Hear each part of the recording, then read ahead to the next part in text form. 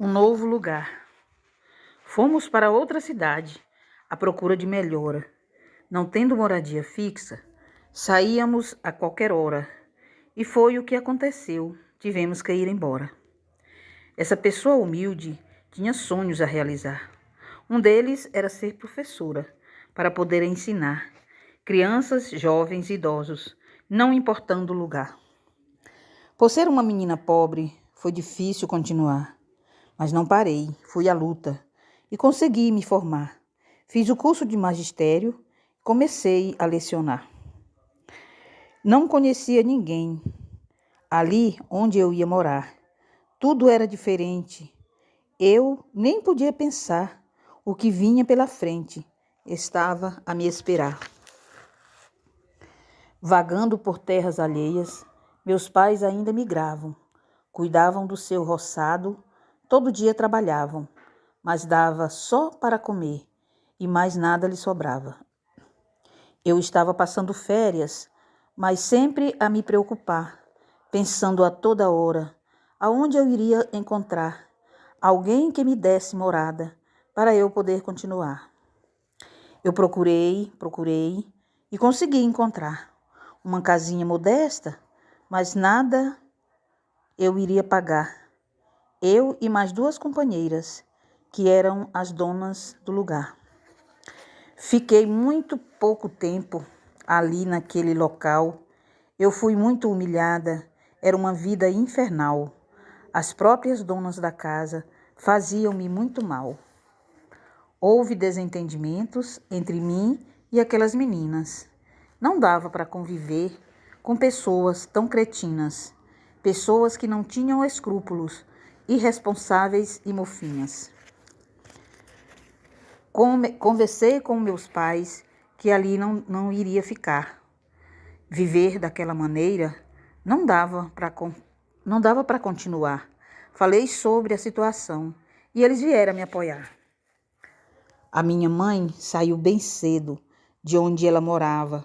Veio logo para a cidade para ver se encontrava alguém que tivesse a bondade de dizer que a mim ajudava. Eu e minha mãe saímos, gastando a sola da bota, pelas ruas da cidade, batendo de porta em porta. Uns nos atendiam bem, outros viravam as costas. Até que nos informaram sobre alguém que precisava de uma moça para trabalhar e também lhe dava morada. Fomos até o endereço e a verdade foi constatada. Mamãe, muito determinada, logo falou para a mulher: receba a minha filha, se a senhora puder. Ela não exige salário, estudo é o que ela quer. No dia seguinte, bem cedo, eu já fui logo para lá.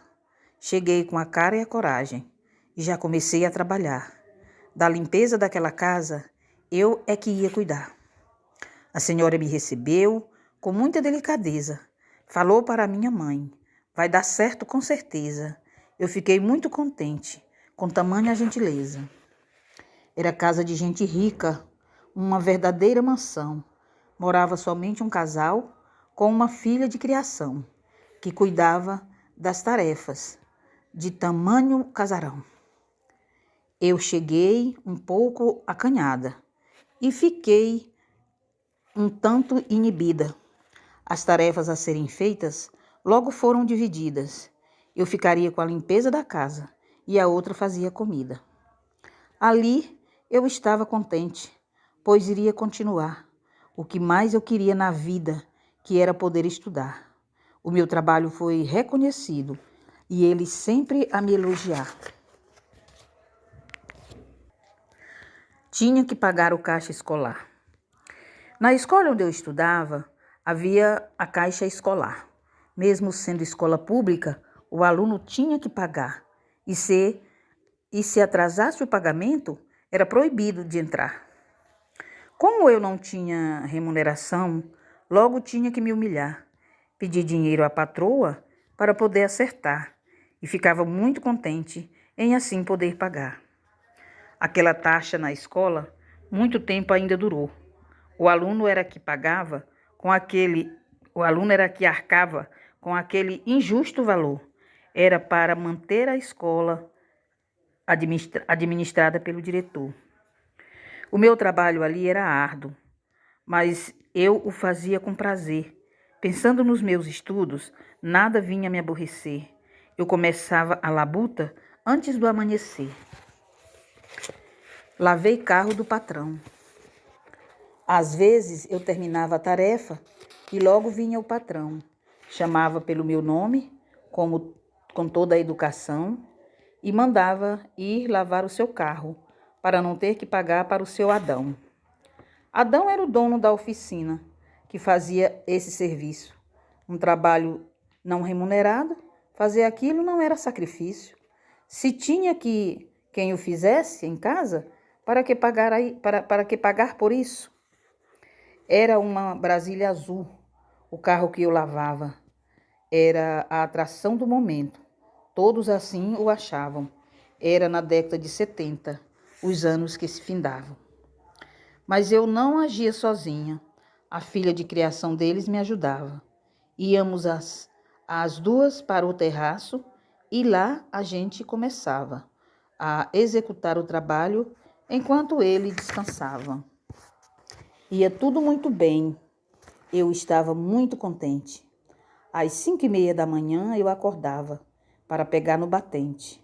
Era um trabalho medonho, mas eu entregava prontamente. A segunda decepção, o segundo assédio sexual. Mas o pior estava por vir. O que não era esperado, o assédio sexual, mais uma vez praticado, e pela pessoa que deveria ter por mim muito cuidado. Era o ano 1978, eu estudava a 5ª série ginasial. Em uma noite eu cheguei da escola, estava lá o lobo mau, querendo me abocanhar com a maior cara de pau. Estávamos só eu e ele, que chegou maldosamente, aproximou-se de mim, veio igual uma serpente. Dei um jeito e me livrei, saí imediatamente. Corri para o meu quarto, tentando me defender, pensando naquele revólver que vi em cima do buffet. Passei a noite em claro, pensando que eu ia morrer. Aquela noite de angústia não me sai do pensamento. Durante toda a minha vida, foi um dos piores momentos, mas consegui sair ilesa. A Deus meu agradecimento. Eu chorei durante a noite, com medo do tal patrão. Temia que ele arrombasse a porta e entrasse de supetão. Sofria a minha mente e também o meu coração. O assédio sexual é crime, mas naquela época era normal. Os homens assediavam as mulheres e achavam aquilo natural. Não sabem eles o quanto isso lhes faz tanto mal. Fiquei sabendo depois que aquele homem assediava todas as empregadas domésticas que em sua casa trabalhavam. Assim dizem as más línguas, com algumas até se deitava. Comigo foi diferente, pois eu sabia o que queria, lutar para conseguir alguma coisa algum dia, e assim vencer na vida, sem medo nem covardia. A dona da casa estava viajando, mas antes de ela chegar, eu chamei uma de suas filhas para a gente conversar. Falei o que tinha acontecido, pois eu precisava desabafar. Ela ouviu minha conversa e disse: eu acredito em você. O meu pai não tem escrúpulos, mas ouça o que vou lhe dizer. Você merece ser feliz e acredite, vai ser. Quando a dona da casa chegou, falei o que tinha ocorrido. Ela também acreditou em mim, pois sabia quem era o marido, e agiu com descrição, sem manifestar alarido. Eu logo falei para ela: vou ter que me retirar. Aqui na casa da senhora, não dá mais para eu ficar. Não imaginei que o seu marido fosse me desrespeitar.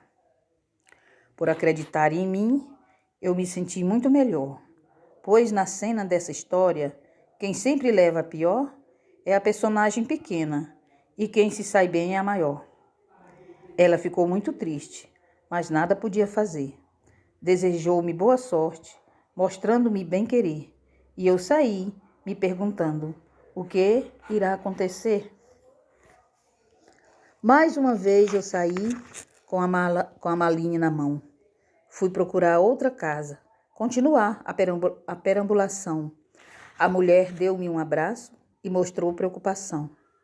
Saí com muita tristeza, mas muito determinada, sem pensar em desistir, continuar a caminhada, pois meu lema é persistir, seguindo pela estrada.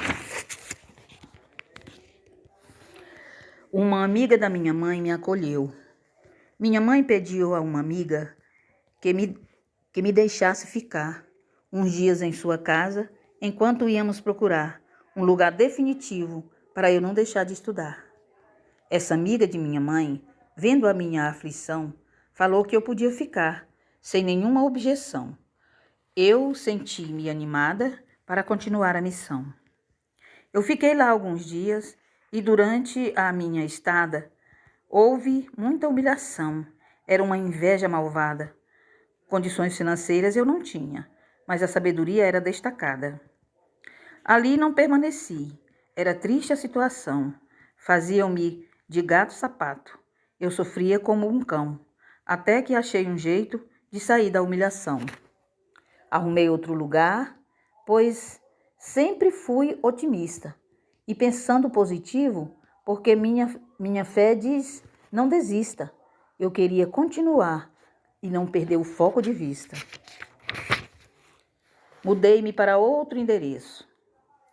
O novo endereço era a Rua das Flores, bem no centro da cidade. A casa era a casa de uma viúva que trabalhava com vontade, lavava roupa para os outros, com muita dignidade. Lá nessa nova morada, eu não conhecia ninguém. Mais uma vez fui morar com estranhos, mas a gente se apega com o que tem. Começamos a conviver e nos demos muito bem.